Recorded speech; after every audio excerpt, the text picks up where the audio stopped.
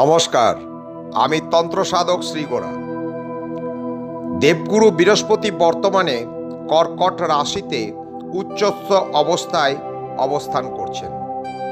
আগামী 5 মাস আপনি কি করবেন না এবং এই ব্যাপারে বিশেষ সতর্কতা অবলম্বন করুন। অবশ্যই তাহলে দেবগুরু বৃহস্পতির কৃপা লাভে আপনার জীবন ধন্য হবে।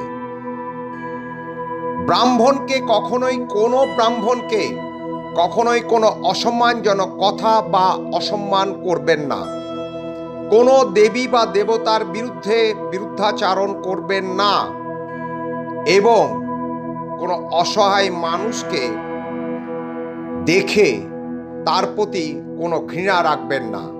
সম্ভব হলে প্রতিদিন বা সপ্তাহে বৃহস্পতিবার দিন যে কোনো দেব মন্দির আপনি পরিষ্কার করুন।